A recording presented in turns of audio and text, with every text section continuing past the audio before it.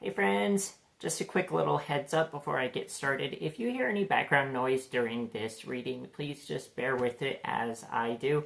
Unfortunately, at this time in my life, my bedroom is in the basement of a large house, and there are a number of other people, and it can be a little bit difficult to carve out some quiet time to do a reading. That being said, let's go ahead and get started. Our reading today is for anybody who feels like your love life is not quite going the direction that you wanted.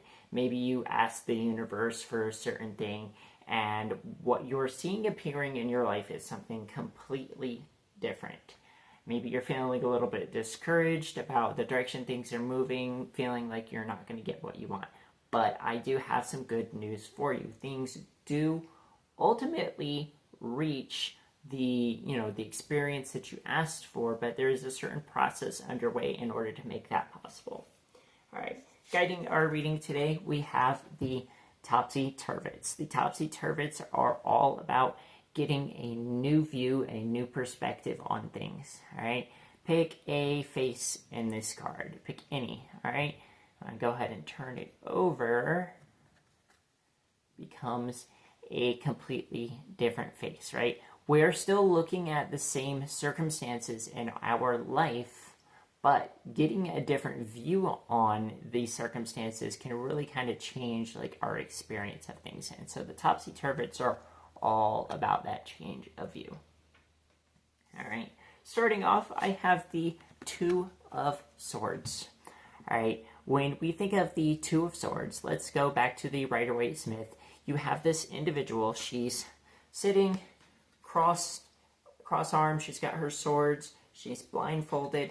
I like to think of the Two of Swords as your like lowercase justice, right? We think justice is blind. The Two of Swords would be that whole, not the you shall not pass energy that a lot of people get, but more accurately, if you go back to the early meanings of tarot, is more along the lines of I am not inhibiting you, I am not stopping you, I am not preventing you, right? It's this kind of neutrality to where we allow a person to either learn what they learn, make the mistakes, make the good moves, to whatever the experience that somebody's having, right?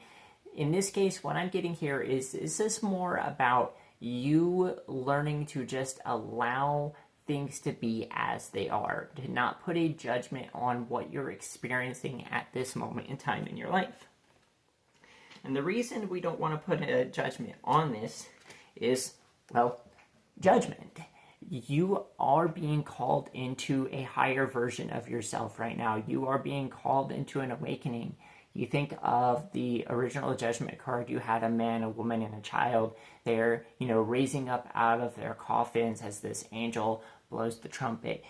There is this awakening, a calling to a higher purpose, right? And because you'd had the man, the woman, and the child, this is family. This relates to your ancestors. This relates to your more immediate family. The reason I'm getting ancestors specifically is because on the Eight of Cups in this particular deck, we have the fairy girl here. She's riding this dragonfly to go meet with an elf that she had a relationship on earlier with. Dragonflies are often associated with like our ancestors, with connecting us to our ancestors, traveling between the worlds. So this is kind of like this connection to your ancestors, right? Maybe you have been doing some ancestral healing work, or maybe you've been working with your ancestors to create a new reality for yourself, right? They want to support you. They want to be able to help you to achieve your goals, to be able to live the life you want. So you, right now, this awakening, this growth, this ancestral healing and work that you've been doing has taken a certain measure of importance, and this energy has been directed toward that instead of necessarily in toward the vision of love that you originally asked for. Now, it does ultimately lead you to that, but it is a matter of like the connection, the growth, who you're becoming in order to be able to allow that reality to come in. So we have the Ace of Cups. The Ace of Cups to me always speaks of like this heart awakening, right? You got this water overflowing, the sweetness of love, the joy, the juices of life, that richness overflowing from your heart. When you ask the universe, hey, I would like to experience love, I would like to experience more love in my life, this is a vibration, right? Maybe, you're starting with this feeling, this, opening, this outpouring, this connection, and you ask the universe, hey, can I have this Nine of Cups, this emotional satisfaction, this romantic love? We see the water nymph girl here that's riding the dragonfly, and her, little elf friend, her elf boyfriend, reuniting. So you're looking for this romantic love, but what you're experiencing is the Seven of Pentacles. The Seven of Pentacles, that stage of growth, the ability to step back and look at, okay, I'm growing. And you're like, okay, I'm building something for myself. I'm maturing. I'm, learning to manifest. I'm learning to create. What does this have to do with the love? Well, what it has to do is the connection here, because in this deck, the fairy girl here, she has these two mice friends, right? And she's showing them how to weave baskets. That's a particular talent of hers. This sharing, this connection that you have, whoever is around you, whether they're family, whether they're friends, whether it's a new romantic potential, there is a sharing between the two of you, or three of you, how many, right? This connection that you're forming, this bond that you're forming, is of mutual support, of mutual sharing. And right now, it doesn't look like, this romantic love that we had asked for. So we have this kind of tendency to get defensive. We come into this Seven of Wands, all right? When we have the Seven of Wands, you would have the individual on the hill, that they have their wand, and they have the other 6 wands that are attacking and they're defending their new position. You maybe are feeling yourself to be a bit defensive, right? You have these two fairy boys here. One who, he's kind of feeling like really defensive about the circumstance, about this dragon, and his friend here is trying to kind of like help him to see it in a different way, trying to help him see it in a different light.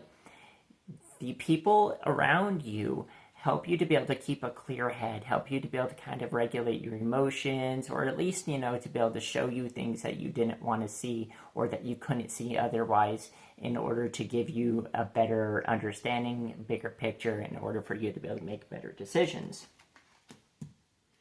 Right? You are this King of Wands, right? You've done the manifestation, you've done the magic, you've done the work. You said to the universe, hey, this is something that I want, right? You have this contemplative kind of energy. We're looking at this King of Wands here, right? He created his reality, and he's thinking about things. He's very kind of like, thinking about like how things are moving. Is this really what I want? So maybe you're kind of looking at your manifestation and going, well, okay, I got the feeling that I've created the reality. Why doesn't it look the way I want it to? Right?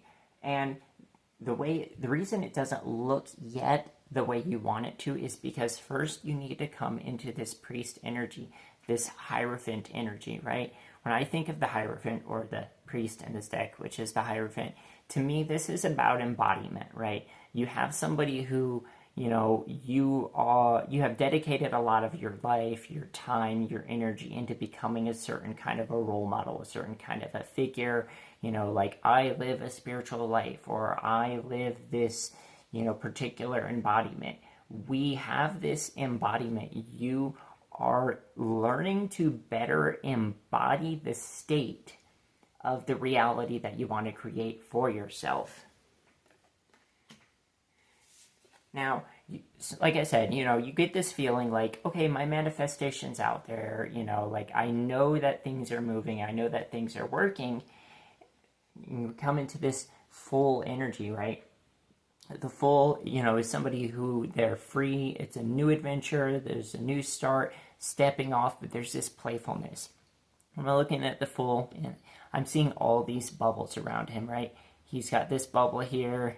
He's playing with all these other bubbles around him. And that kind of makes me think about the bubble that's in the hand of this priest here, right? There's not a lot of cards in this deck that where they're directly holding these bubbles or pearls, however you want to look at it. So this kind of brings me to this point, like if he's got all this playfulness, this joy, this freshness, this full energy, to remember that just because you are trying to embody a certain like reality for yourself, not to take yourself too seriously, right? You have to give yourself that ability to play, right?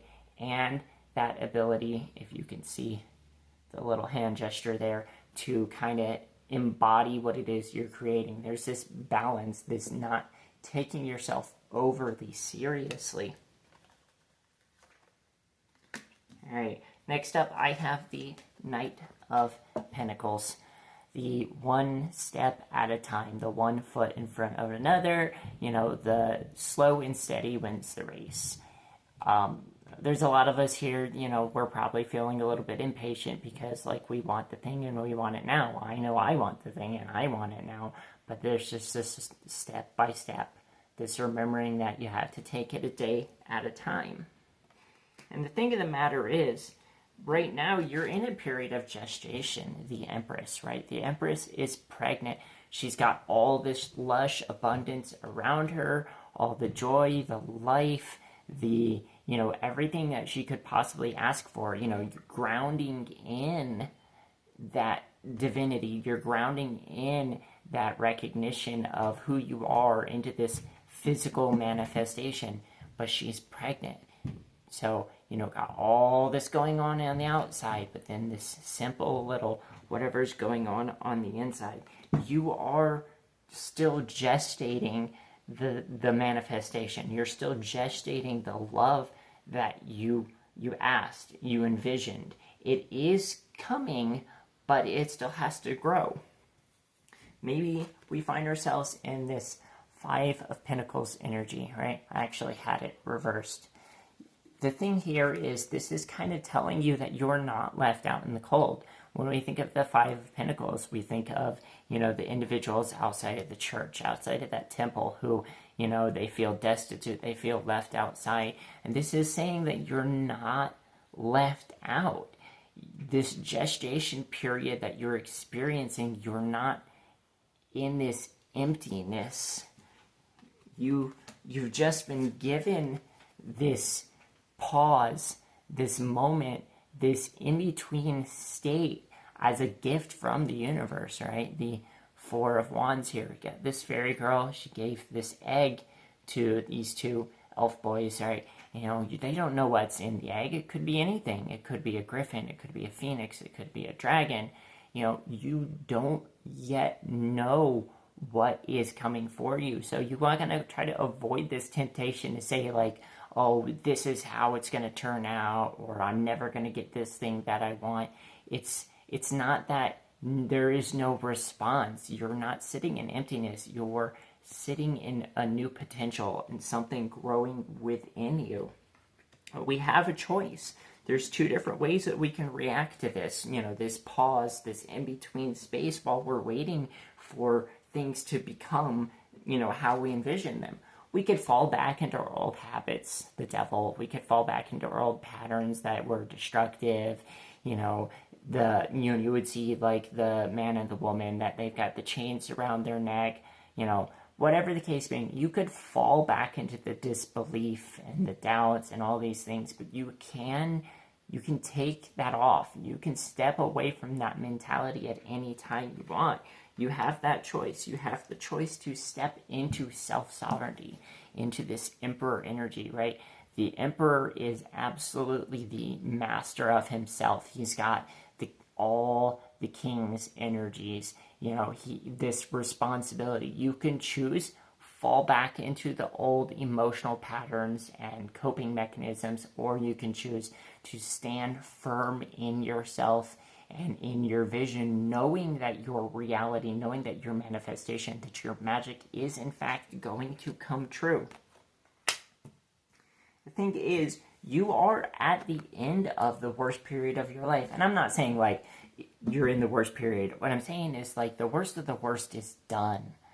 The Ten of Swords, right? You can't get worse than the Ten of Swords. There's not an 11 of Swords. You know, you go straight into the court cards. You have come to the conclusion of a previous cycle in your life, and now you are moving into something new, right? The Wheel of Fortune. Whether you fight it or whether you move with it, the wheel is turning. Regardless, it's going to continue. Things are going to continue forward. You have created the reality. Now, do you want it to be a smooth ride or a bumpy ride? Probably right now, though, you're coming up with some resistance. I have the Death card reversed, all right? Death is this natural cycle of rebirth, you know, rejuvenation. When something old in your life falls away, it's supposed to nurture the soil of your being. Every experience that you have that's painful can be compost, that can be fertilizer to grow the thing you want. Maybe you came out of an experience that reflected an unhealthy relationship when you asked the universe for a healthy relationship. But here's the thing. Did you recognize those patterns faster than the time that you had experienced it before? Maybe in a previous relationship you hung on for a little while because you felt like, if I let this person go, then I'm not going to have anything. But you recognize this pattern, you know. But with the Death reversed here, you're resisting, right? Maybe you do recognize that letting the situation or the person or whatever go is intended to give you that enrichment, is intended to kind of give you a clear communication about like how you respond, about what's okay, what's not okay, but you're resisting this. The thing is, whatever has been removed from your life is because the universe is trying to get you into this Page of Pentacles energy, this Knave of Pentacles, right? You are still in a learning process, but when I'm looking at the Knave of Pentacles in this deck, she's just enjoying life. She's just enjoying the sweetness. She's got the berries. She's just in the moment. You know, I'm seeing these bubbles again, which kind of brings me back to that full energy. The universe is trying to bring you into a fresh, new possibility. And if you're hanging on to something or someone that isn't really serving your highest good, that doesn't meet your needs in quite the way that you're looking for, and the universe starts to pull it away and you're resisting, well, like, it's trying to bring you here, so stop fighting it. You are moving into this Hermit energy, right? And we have this temptation when it comes to the Hermit to think of like loneliness and solitude. But the thing is, the Hermit goes within to understand themselves. Take time to focus on yourself. This space, this gestation with the Empress, this is a chance for you to discover your inner light. And maybe you have discovered a certain amount of your inner light already. You're like, well, I already know who I am. But here's the thing. There's always more. You know, every single day you're alive adds another day to your experience. Every single experience you have enriches you a little bit more. So there's probability, in fact, that you haven't discovered everything within yourself, because, like, you can't just, like, have one, experience and be like, oh, yep, I remember every single day of my life. I remember every single experience I've had, and, I've learned every lesson. And you're not expected to. You're not expected to come to this perfection, but there is a certain level of self-knowledge and self-awareness that the universe is still asking of you. And it's not a matter of, like, you have to be perfect, but there is something that you still need to be able to do. There is still something within yourself that you need to discover, right? You're in this kind of Hermit energy. The thing is, when you get caught, when you're in this Hermit energy, this is a chance where you actually get caught off guard, okay? And I mean this in a good way. we have the Knight of Swords in reverse, all right? Okay, the Knight of Swords is an individual who is, they're very vigilant, skilled, ready, but then when we have the Knight of Swords reverse, this is caught off guard, right? Maybe you go on dating apps and you fill out your profile. You want to try to paint a certain picture for people, or you're going on dates and you act a certain way because you want people to perceive a certain thing about you or certain qualities, right? But if you're in this hermit energy where you're just kind of yourself, just living your life, if somebody comes up and expresses interest in you, there is no opportunity for you to put on this face that says, I want you to perceive me this way, I want you to perceive me that way, because if the person just perceives you in your natural element, that right there is the foundation for the healthy relationship you want, because you want a person who can be able to see both your ups and your downs, your dark, your light, your positive, your negative, and not just painting this perfect picture. Right? And just because we have this, this Knight of Swords in reverse, it doesn't mean that you don't have boundaries still. It doesn't mean that, we have this Queen of Swords reversed. The Queen of Swords, when she's in this upright position, she's very good at clear communication, boundaries. When I think of the Queen of Swords, I also tend to think of her as like the single queen, right? The King of Swords, he's off to war, and she's had to come into this kind of like